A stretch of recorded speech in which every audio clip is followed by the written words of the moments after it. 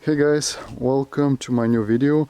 In this episode I'm gonna show you how I am replacing the backside of the ignition key, which is that plastic thingy that is connecting all the wires, and it is allowing the car to start and stop and all of that. This is the thing. I'm sorry I didn't check the proper name of this thing. Yeah, it is probably ignition switch called anyway. So this is the back of this where the key goes. Year and a half ago I think I replaced the ignition key as well, but then we didn't have this part, so now is the time to do that. You can see that there is damage on this thing, and when the car is started, this thing has three positions. The first that unlocks the steering wheel, the second which is the ignition is on, and the third one that starts the car. And when the car is started, this doesn't release the starter motor, and it is very awkward to deal with this thing. So I was able to disassemble it, and I want to show you how I did this. Over here I have the new piece. So first of all, what do you need to do to get to this point that I'm now? We had to remove the steering wheel, which is done by when the steering wheel is in place.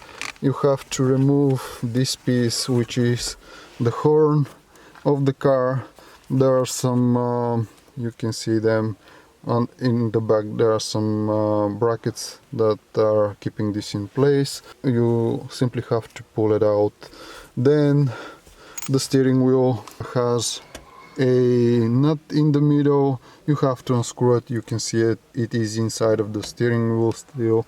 So once that is unscrewed, in the back for the horn we have a small wire that goes over here, needs to be disconnected first, and once the horn is removed, in this case we don't have airbags, so it is a little bit easier.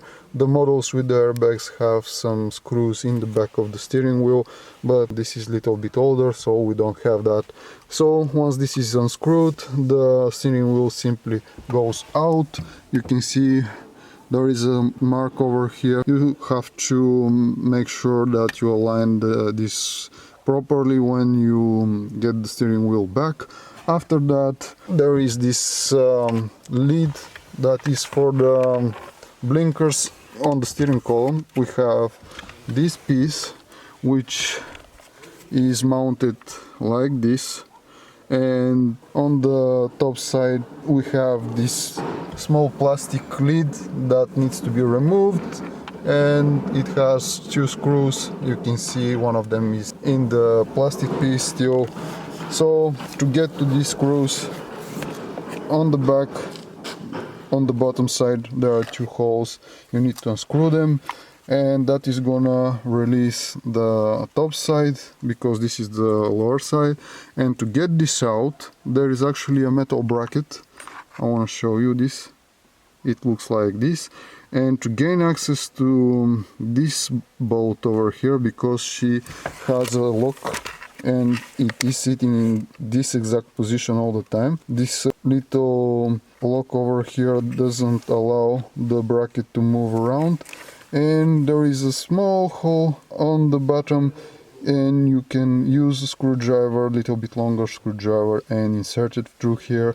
This will allow you to unscrew this bolt, and then you can simply slide this out of the steering column. Once again, there is a lock over here that will position everything back, so you don't have to worry. And once that is out, you simply have to pull this cable plugs out, and this is released.